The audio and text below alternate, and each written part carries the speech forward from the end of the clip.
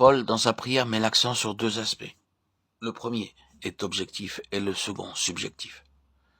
Du côté objectif, l'apôtre prie afin que ses lecteurs connaissent Dieu lui-même, l'espérance de son appel, et les richesses de la gloire de son héritage dans les saints. Du côté subjectif, son but, c'est qu'il illumine les yeux de leur cœur pour qu'ils connaissent quelle est l'infinie grandeur de sa puissance envers nous qui croyons. Éphésiens 1, 19. Après avoir connu Dieu lui-même ainsi que son œuvre d'éternité en éternité, l'aspect subjectif, sa puissance, commence à se manifester en nous. D'abord, une vision objective, ensuite une œuvre subjective. Beaucoup de chrétiens, par inadvertance, en modifient l'ordre. Ils font une inversion.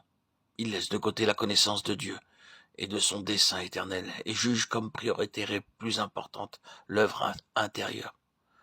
Que je sois plus saint, que je sois plus victorieux, que je puisse être spirituel. Ce que ces croyants soulignent, c'est tout ce qu'il va du côté du moi et non pas du côté de Dieu. Mais l'ordre des choses pour le Seigneur, c'est le suivant.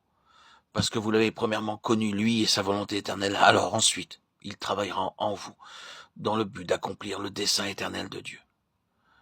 Nos victoires personnelles et nos œuvres auront comme objet cet éternel dessein. Parmi les enfants de Dieu, beaucoup ont inversé cet ordre. Ce qu'ils accentuent, c'est leurs problèmes personnels. Comment être plus victorieux, plus saint, recevoir des réponses à la prière. Bien sûr, il y a ceux qui ne cherchent pas du tout Dieu. Mais parmi ces saints qui recherchent la spiritualité et veulent aller plus loin avec le Seigneur, beaucoup d'entre eux ont une préoccupation, résoudre leurs problèmes personnels devant le Seigneur.